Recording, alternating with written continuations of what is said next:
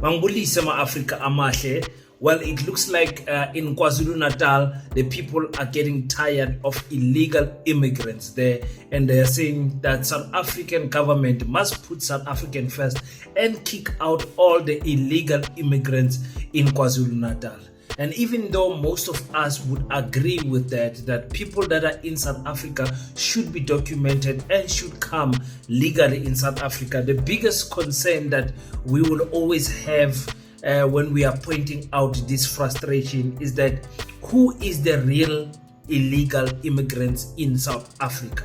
It's very easy for us as South Africans to target a Zimbabwean brother, to target a Mozambican brother, Nigerian, Togo, or even a Congolese brother. But the question never arises to say, when do we then consider the Dutch people as illegal immigrants also in our land? I mean, up until 1994, in 1993, they never considered themselves as Africans. They knew very well that they are not Africans. They never called themselves Africans. They always addressed themselves as Europeans. We are quick to forget and we are quick to forgive. But anyways, the community of KwaZulu-Natal has went out in the streets to say, listen, enough is enough. These people are everywhere. They are committing crime. They are taking jobs. They are working illegally, getting paid peanuts because they don't mind and all of those things. And they are raising that concern. Let's talk about that and much more. Welcome to King Said So, Africa's one land, one language, one currency, one army on King Said So. Africans can unite. Your Pan-Africanist podcast. Enjoy. Peace in Pan-Africanism to all my African brothers and sisters from all around the world. Welcome back to King Said So. I'm your host, Kagiso Hlongwade Zinjiva Sonongwane, and we're back at it again with another one. And this time around, we are talking about the march that happened there in KwaZulu-Natal, where the local people, led by the PSA, I think Action SA was there, ATM was there, saying enough is enough. These illegal immigrants must go out of our land and they must come here with documents. So we agree with that. I don't think there's any South African that disagree with that. And, the issue is just the history lesson behind everything. So before we do that, it's my birthday today. I'm officially out of the youth bracket. You're youth from 18 to 35, ne? Yeah, so I think I'm out of the youth bracket. I'm now what do you call it, man? I don't know, what do you call us, Tina? We are now the lost age there between 35 and 45, where you don't qualify for many things because you are in that age group. So thank you so much, ladies and gentlemen, for the birthday wishes. Your boy Uyakula today. Thank you so much to my mother and father, my family, for raising me the way they raised me. They did their best, Shem. And I think I turned out to be a good product, Shem. I did not disappoint them that much. There were some disappointments as we were growing up, but I think I made up for it when I grew up and became a young man. So thank you also to my queen, my beautiful wife, married 11 years now, and my beautiful children, for allowing me to take all of this time always on YouTube and making content while they are sleeping and everything. Really, it's not easy when you don't have a partner that is supporting, and my partner is very supportive of the hustle or the work that I do on the sides. Besides even YouTube, there's other things that I'm doing.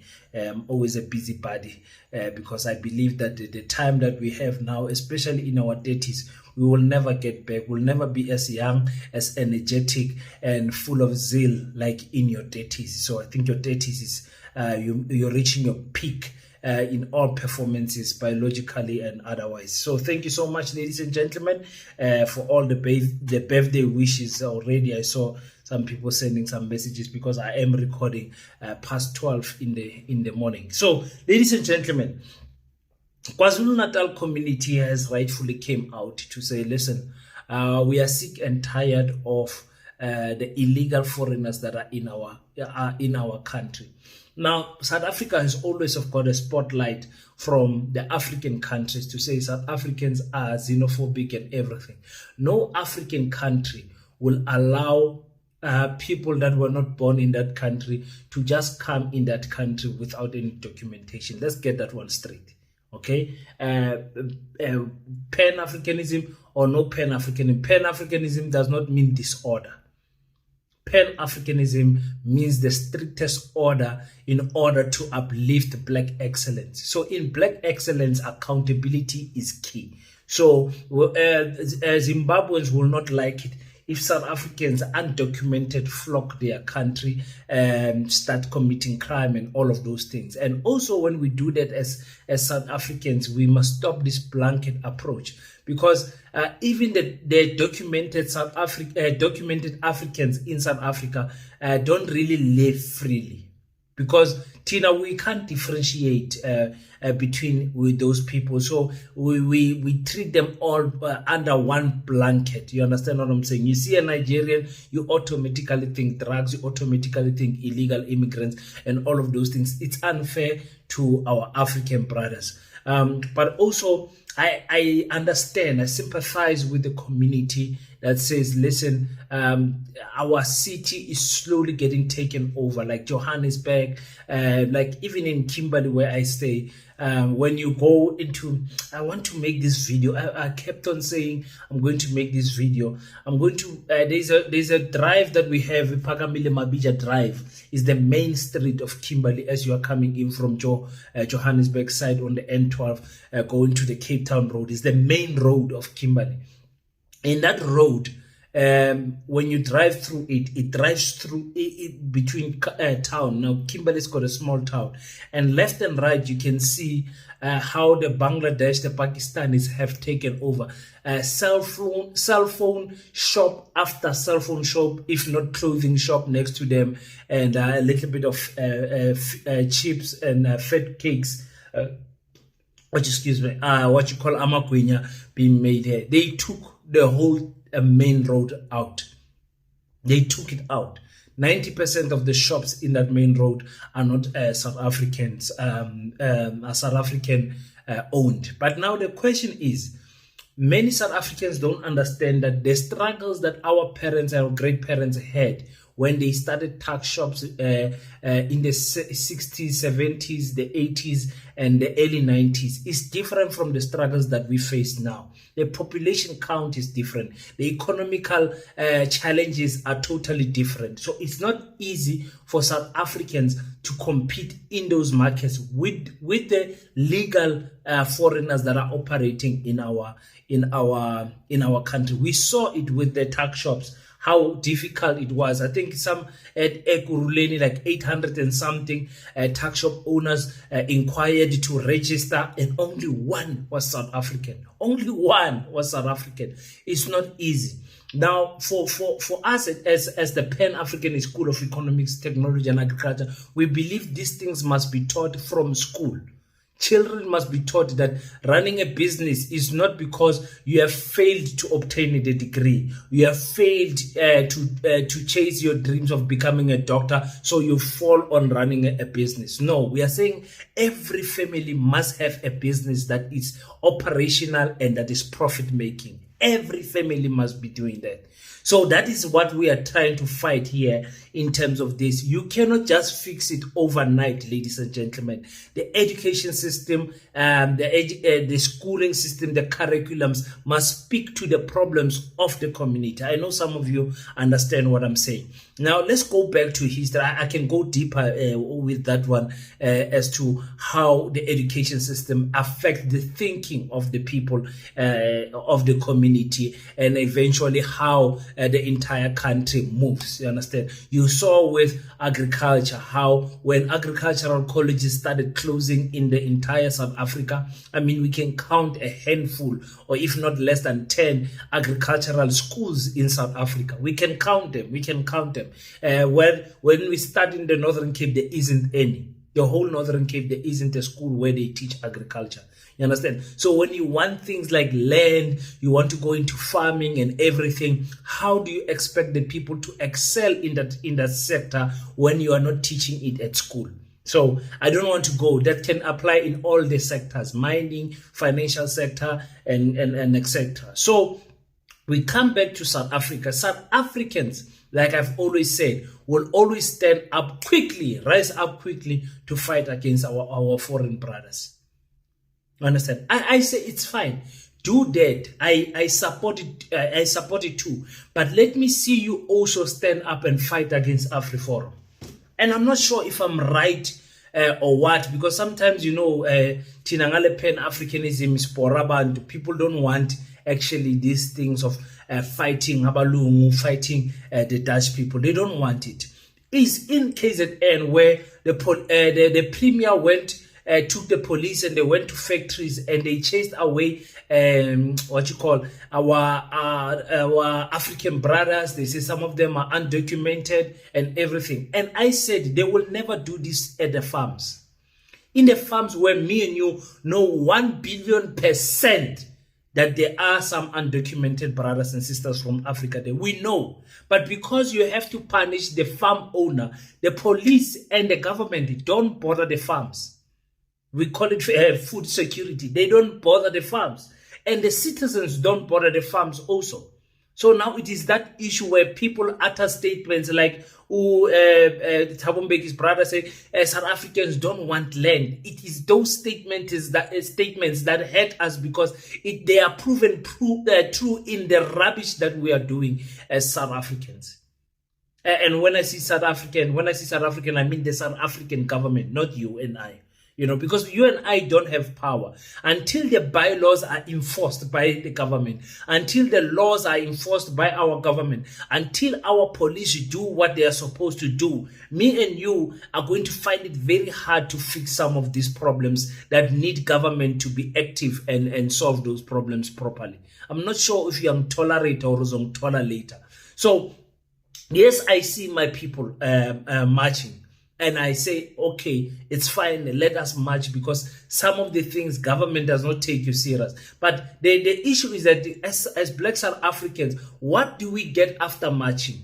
How many times do we march? What is the strategy after marching? What is the follow-up plan after marching? Because it's like we're going to march and then turn violent. Because we are frustrated by the government not answering to our cries. You understand what I'm saying? So always when I hear marching, I'm like, then tomorrow, like you march today, tomorrow, what is the plan going forward?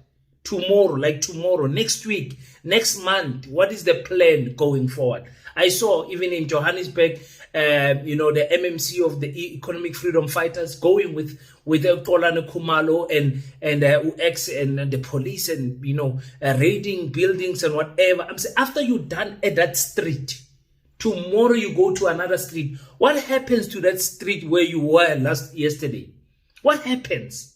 Who has a follow-up plan for that street that you did so much beautiful work there? What happens? You understand what I'm saying? So it's one of those things. South Africans never stand up, never raise their hand against the African and Dutch people. Never. AfriForum and Solidarity Movement, they must, when Panyaza Lesufi and President Cyril Ramaphosa was pushing the Bella Bill, and they must full tracker there. They must showing that we don't want this Bella Bill to be signed. Tina, we never march for things like that. We never marched. When we march is this Pakistanis by super, these Nigerians by super, forgetting that we are sitting with our colonizers in peace. We have accepted that these people had defeated us. South Africa, we got our independence without fighting for it, through negotiation on the table. And in that negotiation, our colonizers got the better of us. So that is what is hurting in all of this. So I don't know.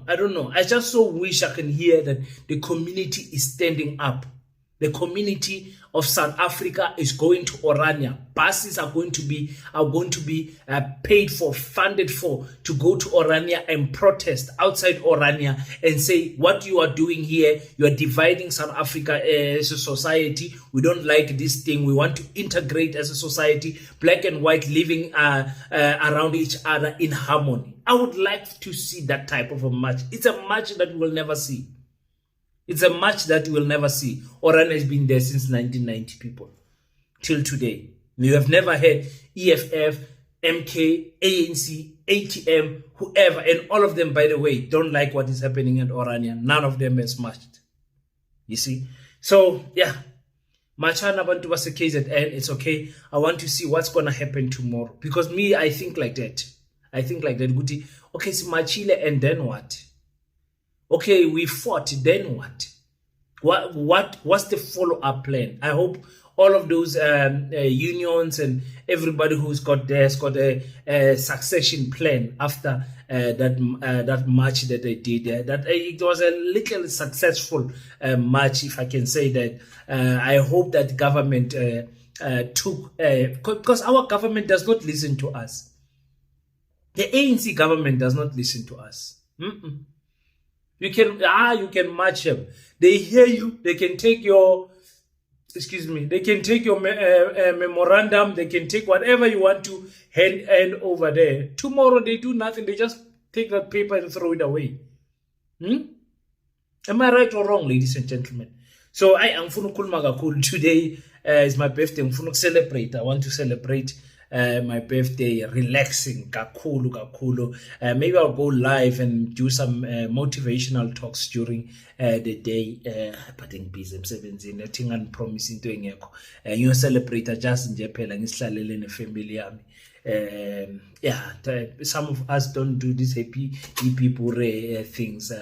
As long as I'm with my family, I feel very blessed, to just say happy birthday and life continues, and you just remember what hey, God has kept me for so long. God has kept me for so long. And you see many people, many celebrities, whoever die at this age where I am right now, and you're like, hey, I'm truly blessed. I'm truly blessed. So as long as there's air in my body, as long as I breathe, I will continue fighting for my fellow African brothers. I'll continue fighting for the establishment of Africanized schools in the entire African continent. And I'll continue fight for the unity of African people, especially in the political space, in the community space. And, I just wish that sometimes we can put our differences aside and unite as Africans. Until we meet again, don't forget to pray. But after you pray, stand up, African child. Do your best so that God can do the rest. Peace and Pan-Africanism. I salute you.